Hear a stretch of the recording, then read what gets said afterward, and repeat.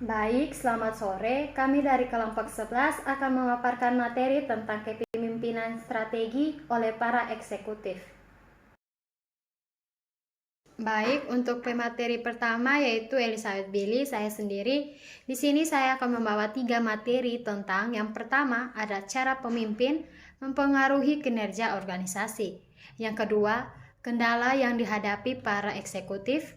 Yang ketiga, kondisi yang mempengaruhi perlunya kepemimpinan strategi.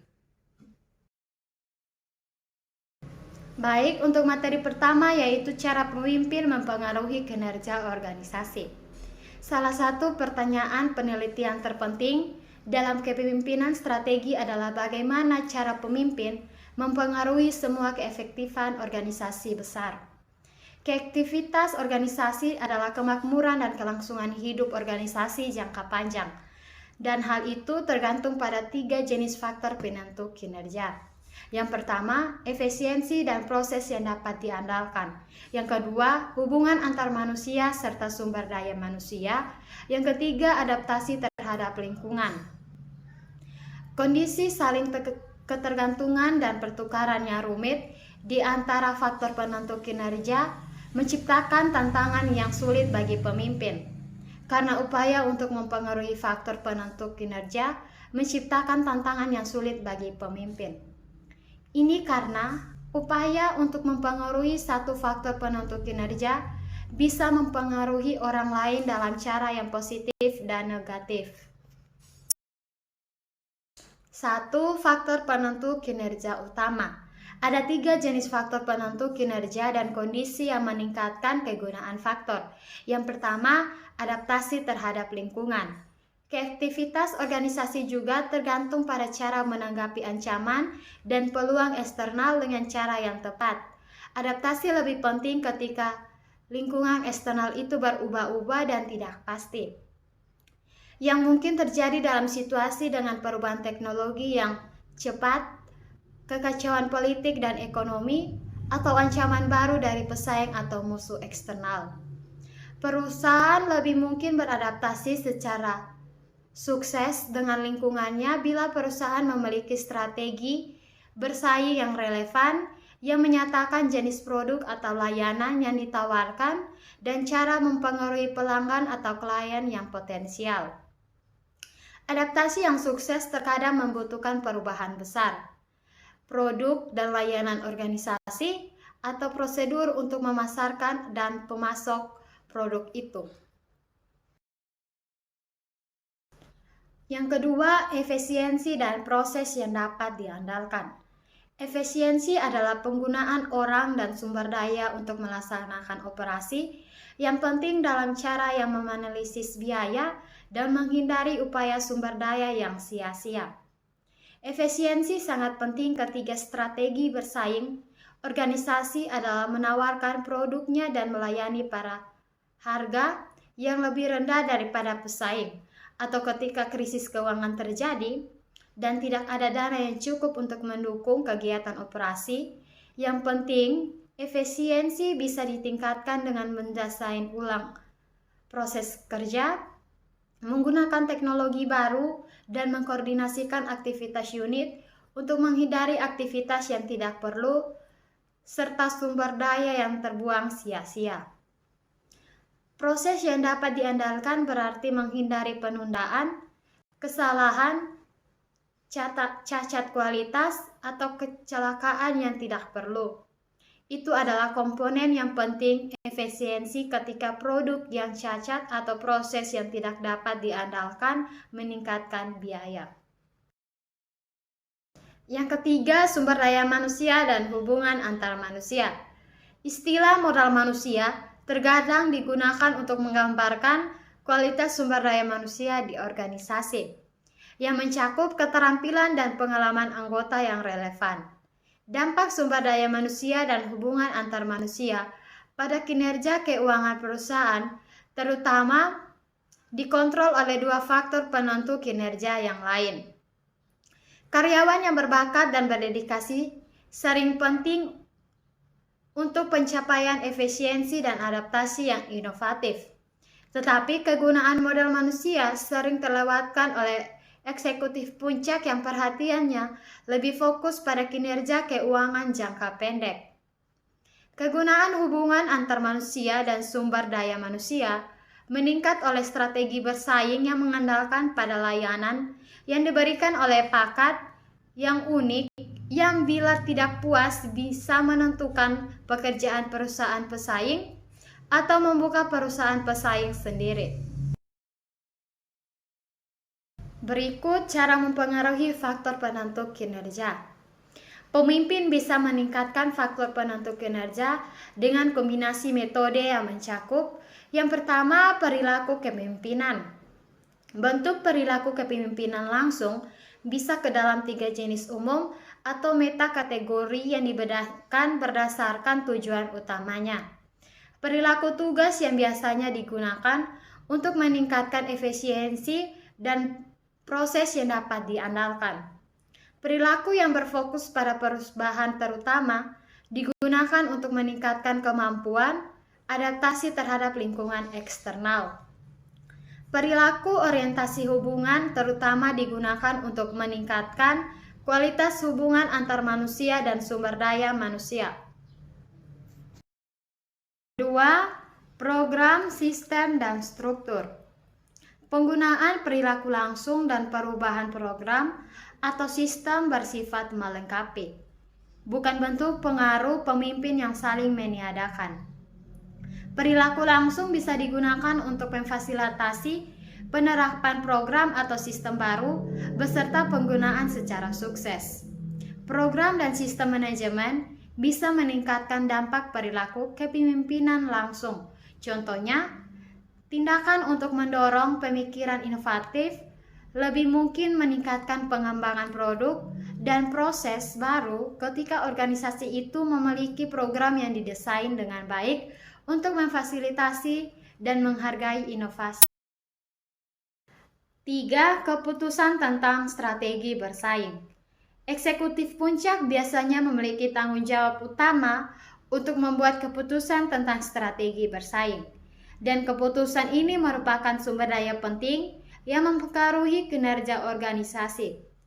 Strategi bersaing mencakup keputusan tentang jenis produk atau layanan untuk ditawarkan, dasar untuk menarik pelanggan potensi, dan metode yang digunakan untuk mempengaruhi pelanggan atau potensi klien. Strategi juga dapat mencakup keseluruhan keputusan tentang cara mendapatkan sumber daya finansial yang diperlukan dan cara menumbuh kebanggaan organisasi dari perluasan ke pasar baru. Keputusan strategi bersaing mempengaruhi kegunaan faktor penentu kinerja dan tingkat optimalnya.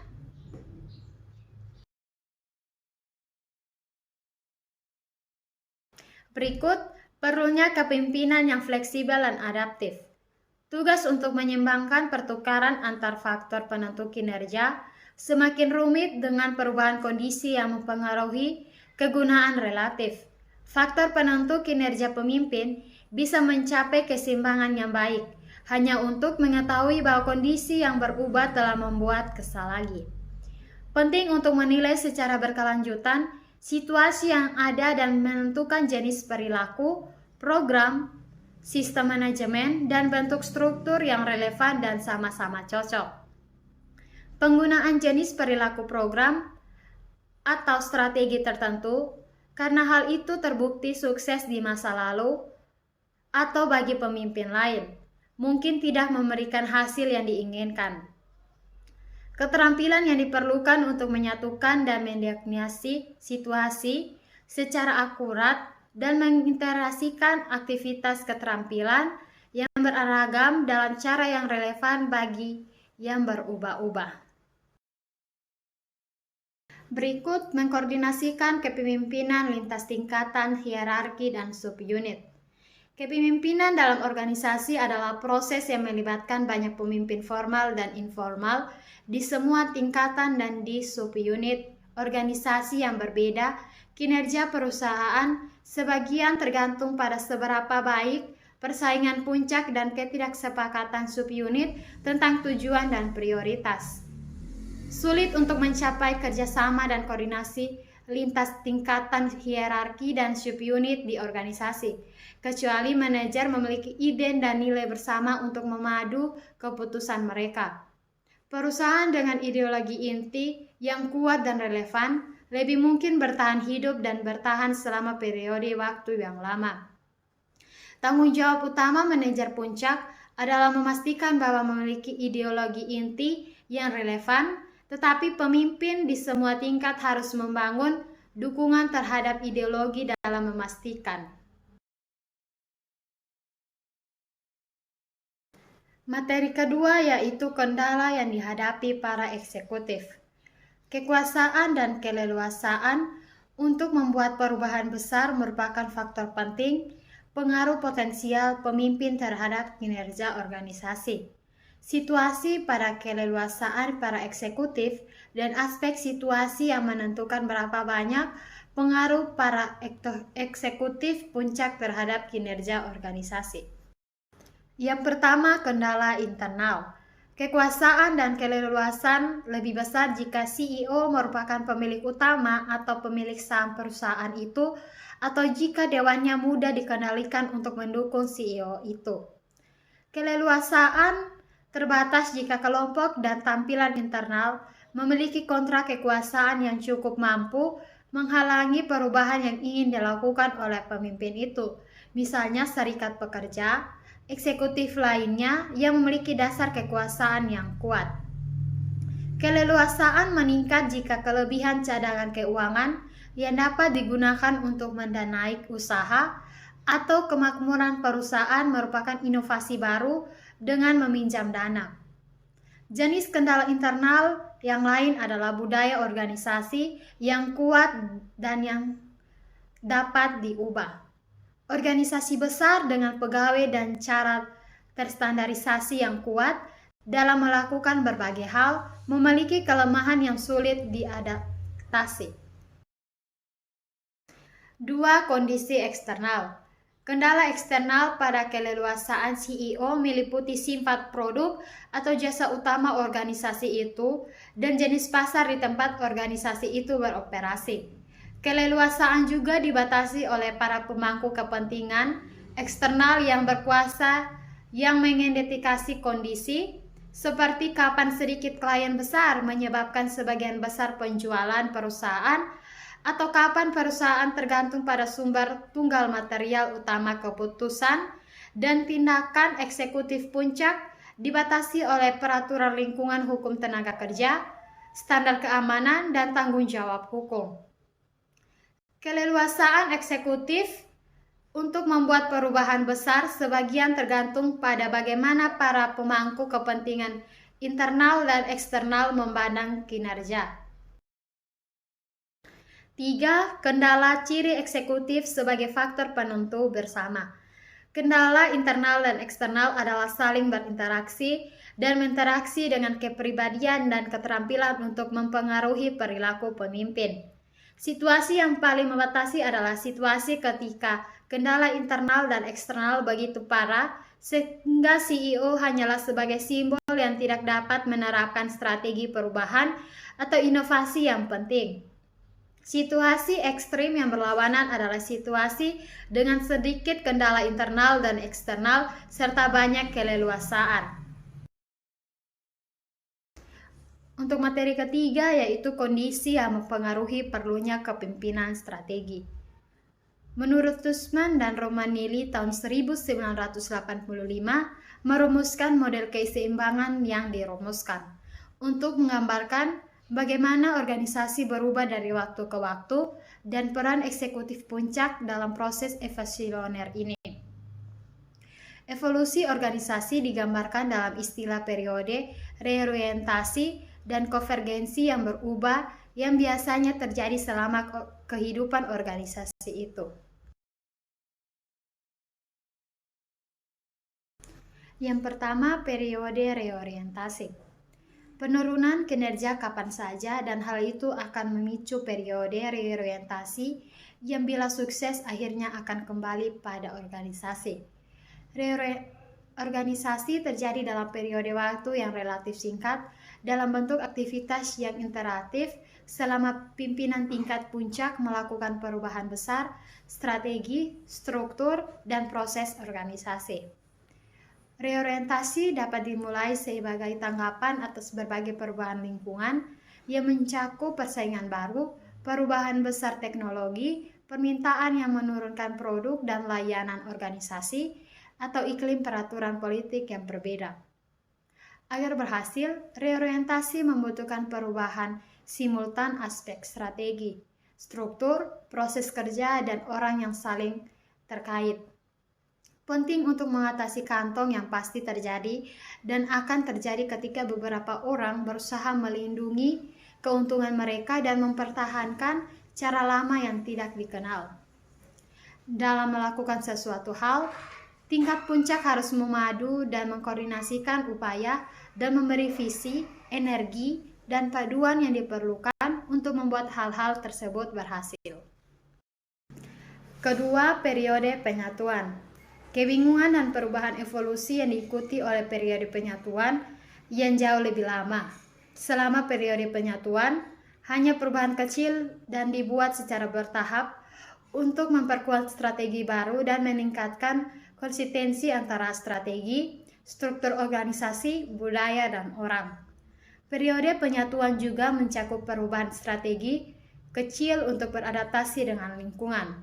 Tetapi, perubahan kecil dan bertahap ini tidak terakumulasi sehingga tidak menghasilkan pembahasan dasar dalam organisasi. Perubahan kecil yang terjadi selama periode penyatuan memiliki keuntungan dan juga kerugian, di mana keuntungan adalah perubahan membuat organisasi lebih efisien melaksanakan strateginya, sedangkan kerugian yaitu ketika kekuatan internal menguat yang membuat lebih sulit bagi eksekutif untuk membuat perubahan besar. Perubahan itu pada akhirnya diperlukan karena perubahan di lingkungan. Sayangnya, manajemen yang telah mengakar kemungkinan terus membuat perubahan kecil dan bertahap, bukan memulai reorientasi strategi besar. Eksekutif sangat dipengaruhi oleh keyakinan, asumsi, dan nilai implisit budaya dan strategi yang ada. Banyak eksekutif bertahan terlalu lama dalam keyakinan bahwa strategi yang sebelumnya akan tetap relevan. Terlepas dari perubahan di lingkungan eksternal, pertukaran yang besar di dalam perusahaan ini disebabkan oleh visi baru, energi tinggi, dan pendekatan positif yang diterapkan oleh tim eksekutif baru. Tim eksekutif yang sukses fokus pada perbaikan bisnis inti dan mengeksploitasi peluang yang terkait dengan hal itu. Baik, perkenalkan nama saya Denus Biliora. Di sini saya akan melanjutkan presentasi dengan materi kekuasaan politis dan kepemimpinan strategi, masa jabatan eksekutif dan kepemimpinan strategi, dan penelitian tentang pengaruh kepemimpinan CEO. Kekuasaan politis dan kepemimpinan strategi. Menurut teori itu, subunit dengan keahlian unik dalam memecahkan masalah kritis mendapatkan lebih banyak kekuasaan untuk memengaruhi keputusan strategi organisasi. Subunit yang paling berkuasa sering mampu membuat salah satu anggotanya terpilih sebagai CEO organisasi, dan perwakilan dari subunitnya banyak pengaruh dalam grup yang bertanggung jawab atas perencanaan strategi. Proses yang di situ, individu atau subunit yang berkuasa menggunakan taktik politis untuk meningkatkan kekuasaan mereka atau melindungi sumber kekuasaan yang ada, disebut sebagai institusionalisasi. Kekuasaan manajemen puncak juga bisa digunakan untuk menolak orang lain yang membutuhkan sumber daya dan peluang untuk menunjukkan keahlian mereka yang lebih unggul. Pergantian evolusioner kekuasaan yang digambarkan oleh teori kontingensi strategi dapat digunakan dengan penggunaan taktik politik ini, tetapi tidak terbatas. Ketika perubahan besar lingkungan terjadi dan manajemen puncak tidak memiliki keahlian untuk mengembangkan strategi yang tepat, kinerja organisasi akan menurun. Masa jabatan eksekutif dan kepemimpinan strategi. Perilaku kepemimpinan strategi CEO juga dipengaruhi oleh waktu di kantor. Hambrick Dichotomy 1901 menampilkan model daur hidup untuk menjelaskan pola perilaku yang berubah yang diamati pada CEO setelah beberapa tahun. Perilaku pada tahap awal sangat dipengaruhi oleh mandat tidak langsung yang diberikan kepada CEO oleh dewan direktur atau pemilik perusahaan, misal individu, keluarga, atau perusahaan lain. Mandat yang mungkin diperlukan untuk membuat perubahan besar atau membuat hal-hal agar tetap sama. Penerus dari luar organisasi cenderung membuat perubahan langsung dari penerus dari dalam yang mungkin karena mereka biasanya dibawa ke dalam organisasi dengan mandat untuk melakukan seperti itu. CEO baru akan berusaha menunjukkan keberhasilan dan awal untuk mendapatkan lebih banyak keleluasaan kelak. Perubahan awal biasanya dibuat dalam bidang fungsi yang di situ eksekutif memiliki banyak pengalaman. Perubahan awal juga akan mencerminkan pengalaman sebelumnya CEO itu dalam posisi eksekutif sebelumnya, terutama relevansi pengalaman itu merupakan alasan utama untuk memilih orang tersebut. Setelah mencoba mandat awal dan mendapatkan pijakan politis, eksekutif kemungkinan bereksperimen dengan berbagai pendekatan. Periode awal biasanya melibatkan banyak informasi yang didapat dari sumber dalam dan luar guna mengidentifikasi masalah dan waktu luang. CEO juga mencoba dampak perubahan awal sebelum membuat perubahan lainnya. Pada akhirnya, biasa di tahun kedua atau ketiga, eksekutif bisa mendapatkan cukup pengetahuan dan pengaruh untuk memilih tema atau strategi yang tahan lama dan mulai menyiapkannya. Perilaku selanjutnya berisi sebagian besar langkah yang bertahan untuk mendorong tema atau strategi baru. Begitu tema atau strategi telah dipilih, komitmen untuk meningkatkan dari waktu ke waktu, CEO menjadi mempercepat dan tidak fleksibel untuk mencoba alternatif lain. Tugas menjadi kurang menarik dan perilaku eksekutif menjadi lebih bersifat rutin serta sebagai kebiasaan belaka. Keberhasilan awal cenderung membuat CEO puas dengan strategi efektifan. Semakin lama CEO di kantor, semakin banyak kekuasaan yang akan dibentuk dengan cara yang dijabarkan sebelumnya. Kekuasaan ini membuat lebih sulit bagi orang lain untuk dipertanyakan strategi CEO. C. Penelitian tentang pengaruh kepemimpinan CEO. 3 jenis penelitian tentang dampak kepemimpinan CEO pada kinerja perusahaan mencakup penelitian suksesi, studi kasus, dan penelitian lapangan survei. Tiap-tiap jenis dipelajari secara singkat di bagian ini. 1. Penelitian mengenai suksesi CEO. Kemajuan telah dibuat dalam memahami alasan suksesi, cara pihak yang ikut dipilih, dan konsekuensi suksesi bagi organisasi itu. Studi suksesi membantu kesulitan yang ada dalam melakukan penelitian lapangan penting tentang dampak kepemimpinan. Kriteria yang digunakan untuk mengukur perubahan kinerja organisasi telah menjadi masalah penting. Contohnya masalah yang mencakup kegagalan untuk memperbaiki dampak ukuran organisasi, kegagalan untuk memperbaiki kriteria denominasi mata uang atas dampak inflasi. 2. Studi kasus pemimpin strategi. Studi kasus adalah metode lain yang digunakan untuk mempelajari pengaruh CEO terhadap kinerja organisasi. Banyak sumber informasi yang berbeda dapat digunakan untuk mendapatkan informasi kasus yang mencakup wawancara, kuesioner, catatan perusahaan, laporan tahunan, dan data dasar keuangan. Peneliti lain menggunakan pendekatan kasus komparatif untuk melihat apakah pola serupa keputusan dan perilaku strategi dapat ditemukan untuk beberapa eksekutif yang sukses.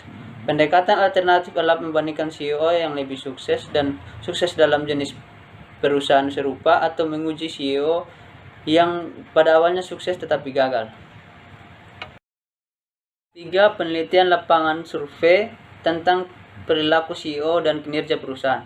Beberapa tahun terakhir, upaya telah dibuat untuk perluasan kepemimpinan karismatik dan transformasi untuk menjelaskan dampak CEO di tingkat organisasi.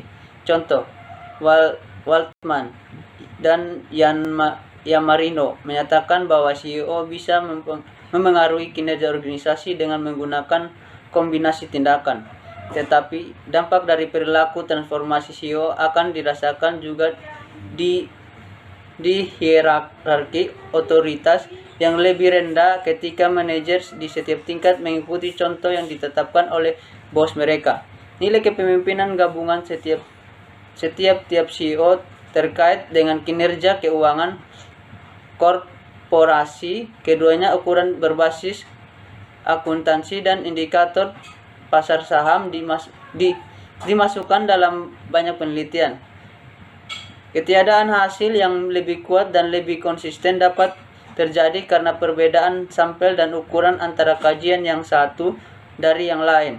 Tetapi ada juga alasan untuk meragukan adanya hubungan yang kuat antara perilaku kepemimpinan dan kinerja keuangan, bahkan ketika lingkungan sangat tidak stabil.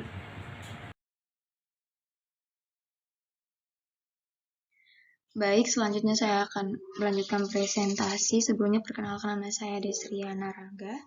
Saya akan memaparkan 2 materi terakhir, yakni kepemimpinan strategi oleh tim eksekutif dan 2 tanggung jawab eksekutif puncak. A. Kepemimpinan strategi oleh tim eksekutif. Semua organisasi memiliki sekelompok manajemen puncak yang meliputi CEO dan puncak lainnya. Tetapi tiap organisasi amatlah berbeda cara kelompok beroperasi. Tim eksekutif lebih diterima karena oleh penggunaan tim yang efektif seperti itu di negara lain dan semakin menumbuhkan kesadaran bahwa stereotip pemimpin yang heroik adalah tidak realistis bagi organisasi yang kompleks dengan lingkungan yang bergolak. Bahkan organisasi dengan tim eksekutif bisa memiliki CEO oktoratis yang hanya memberikan sedikit pengaruh terhadap eksekutif lainnya atas keputusan strategi.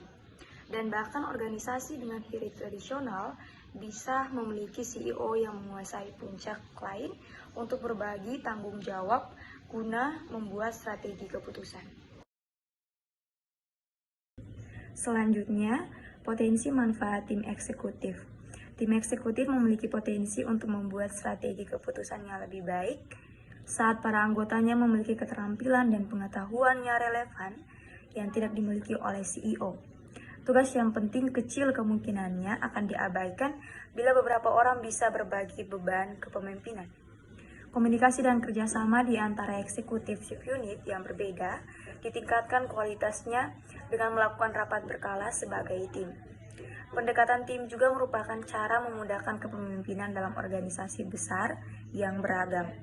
Seperti yang dilakukan oleh Bradford dan Cohen, tim baru biasanya mengalami kemajuan melalui serangkaian tahapan perkembangan sebelum para anggota tim saling mempercayai dan menghormati serta mampu menyelesaikan konflik dalam cara yang konstruktif. Apakah CEO mampu mengembangkan tim eksekutif yang efektif atau tidak tergantung pada sikap dan keterampilannya. Contoh, studi kasus komparatif atas 17 CEO menunjukkan bahwa kepribadian CEO terkait dengan karakteristik tim manajemen puncak yang pada akhirnya terkait dengan pengukuran kinerja keuangan. Selanjutnya, tim eksekutif dan keefektifan organisasi. Dalam lingkungan dinamis yang bergolak, sangat penting membuat keputusan secara tepat waktu. Studi itu menemukan bahwa strategi keputusan adalah lebih cepat dan lebih baik jika tim eksekutif melakukan evaluasi simultan beberapa alternatif daripada menggunakan prosedur yang biasa dengan menganalisis alternatif secara berurutan hingga alternatif yang memuaskan ditemukan. Pendekatan integratif ini memberikan pemahaman yang lebih baik tentang beberapa alternatif dan keputusan tersebut, dan pendekatan ini cenderung mengurangi kecemasan mengenai kemungkinan konsekuensi yang merugikan, yang karenanya meningkatkan keyakinan evaluasi dan penampilan untuk maju dengan keputusan tertentu. Rangkuman, temuan penelitian mengenai tim manajemen puncak umumnya sesuai dengan temuan dalam penelitian tentang grup keputusan kecil. Tetapi kerumitannya jauh lebih besar bagi tim eksekutif. Proses keputusan strategi dalam tim eksekutif memiliki potensi yang kaya untuk meningkatkan pemahaman kita tentang keefektifan organisasi. dan para peneliti terlihat membuat kemajuan dalam proses mempelajari. B. Dua tanggung jawab utama eksekutif puncak. Dua tanggung jawab ini adalah menyatukan lingkungan eksternal organisasi dan merumuskan strategi bersaing, mengkaji dua tanggung jawab secara lebih saksama, dan menawarkan panduan tentang cara melaksanakannya dengan efektif. Panduannya berdasarkan pada teori, penelitian, dan pengetahuan praktik. Yang pertama, mengawasi lingkungan. Salah satu aktivitas penting para eksekutif adalah mengawasi lingkungan eksternal dan mengatasi ancaman dan peluang bagi organisasi. Kebanyakan pemimpin harus sensitif terhadap kisaran acara dan tren luas yang mungkin memengaruhi organisasi. Amatlah penting mempelajari perhatian pelanggan dan klien, ketersediaan dan vendor, tindakan pesaing, tren pasar, kondisi perekonomian, kebijakan pemerintah, dan perkembangan teknologi. Pengawasan eksternal memberikan informasi yang dibutuhkan untuk perencanaan strategi dan manajemen krisis. Manajemen puncak perusahaan dengan kinerja tinggi melakukan lebih banyak pengawasan eksternal dan lebih cepat mengenali serta menggunakan peluang. Jumlah perubahan dan ketidakstabilan lingkungan akan menentukan seberapa banyak pengawasan eksternal diperlukan. Pengawasan lingkungan eksternal biasanya dianggap lebih penting bagi para manajer tingkat tinggi daripada untuk manajer tingkat yang rendah.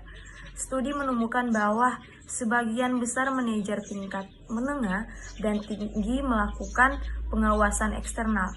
Bidang spesialisasi fungsional mereka, dan ini tidak terbatas pada sektor lingkungan yang sesuai dengan bidang pengawasan spesialisasi mereka. Selanjutnya, pedoman pengawasan eksternal. Pedoman berikut menjelaskan apa yang dapat dilakukan pemimpin untuk mempelajari peristiwa dan perubahan lingkungan eksternal organisasi. Yang pertama, identifikasilah informasi yang relevan untuk dikumpulkan.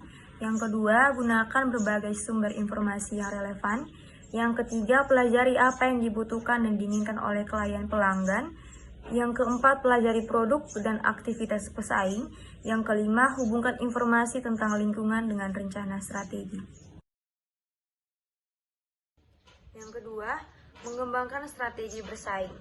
Untuk organisasi bisnis, bagian utama strategi adalah bagaimana bersaing secara efektif di pasar dan tetap menguntungkan. Tinjauan penelitian meta-analisis mengenai perencanaan strategi terbukti memberikan dukungan atas proposal bahwa perencanaan strategi oleh para eksekutif puncak meningkatkan kinerja organisasi. Tinjauan itu juga memberikan bukti bahwa strategi perencanaan lebih penting saat rumit dan ambiguitas lingkungan itu meningkat. Strategi perumusan tidak akan meningkatkan kinerja organisasi kecuali strategi tersebut adalah relevan dan layak. Strategi itu disampaikan kepada para manajer tingkat menengah dan rendah, dan para manajer ini berkomitmen untuk menerapkan strategi tersebut. Strategi yang relevan mempertimbangkan perusahaan lingkungan eksternal, dan hal ini realistis menurut kekuatan dan kelemahan organisasi. Strategi itu harus mencerminkan misi inti dan sasaran prioritas utama organisasi. Pedoman untuk strategi. Salah satu tanggung jawab yang paling sulit bagi para eksekutif adalah mengembangkan strategi bersaing bagi organisasi. Dan tidak ada jawaban sederhana bagaimana melakukannya secara efektif. Pedoman untuk memformulasikan strategi. Yang pertama, tentukan tujuan dan prioritas jangka panjang. Yang kedua, nilailah kekuatan dan kelemahan yang ada. Yang ketiga, kenali kompetensi inti. Yang keempat, evaluasi kebutuhan akan perubahan besar strategi. Yang kelima, kenali strategi yang menjanjikan. Yang keenam, evaluasi kemungkinan hasil dari strategi tertentu. Yang ketujuh, libatkanlah eksekutif lain dalam memilih strategi tertentu.